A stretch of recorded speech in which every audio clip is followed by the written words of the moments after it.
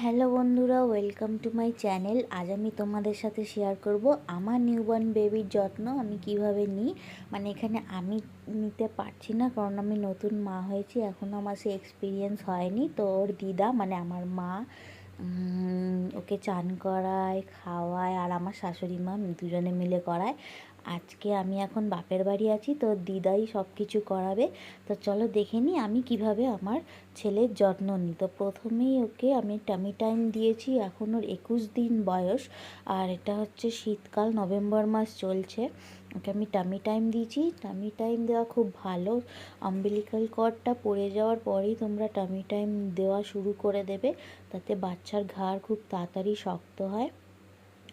তারপর ওকে তেল মাখিয়ে চান করাচ্ছি, যেহেতু শীতকাল একটু গরম জল করে শ্যাম্পু করাচ্ছি। এখন বাচ্চারা একটু কাঁদবে, তবে দেখো কত কাঁদছে। আর বাইরে করাচ্ছি না, যে বাইরে কারণ হাওয়া চলছে, তার জন্যে ঘরের ভেতরে করাচ্ছি। একটু কাঁদবেই বাচ্চা। শীতকাল বলে যে চান করাবে না, একদিন করাবে ওরম করবে না। ডক্টর রেকমেন্ড করে রোজ চান করানোর জন্য বাচ্চাদের, এতে বাচ্চাদের শরীর ভালো থাকে। আর মালিশটা রেগুলার করাতে হবে, এতে বাচ্চার ওয়েট গেনও খুব তাড়াতাড়ি হবে আর রক্ত চলাচল করবে।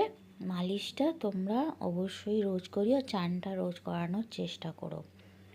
এরপর ডক্টর রেকমেন্ড করা বেবি ক্রিম, হিমালয়ার বেবি লোশন লাগানো হয়, পুরো গায়ে লাগাচ্ছে, পুরো গায়ে মাখানোর পর এবার জামা পরাচ্ছি। আর শীতকালে জামা পরানোর নিয়ম হচ্ছে মা যটা লেয়ার পরবে তার থেকে বাচ্চা 1 লেয়ার বেশি পরবে। তা আমি যেহেতু একটা লেয়ার পরেছি, কারণটা দিনের বেলা অত গরম অত ঠান্ডা লাগছে না, তাই বাচ্চাকে 2টো লেয়ার পরাবো আমরা। এই যে আরেকটা লেয়ার পরাচ্ছি। সবসময় মা যা লেয়ার পরবে তার থেকে 1 লেয়ার বেশি বাচ্চাকে পরানোর চেষ্টা করবে। এরপর আমি ওকে সিমিল্যাক 1 দুধটা খাওয়াবো, মানে ব্রেস্ট মিল্কও খায়। আমি যেহেতু অফিসে যাব, তার জন্য এই মিল্কটাও একবার করে সারা দিনে দিই, যাতে ওর প্র্যাকটিস থাকে, বোতলটা অভ্যেস থাকে যাতে। আমি আমার বাচ্চার এভাবেই যত্ন নিই। Thanks for watching. ভিডিওটা ভালো লাগলে অবশ্যই লাইক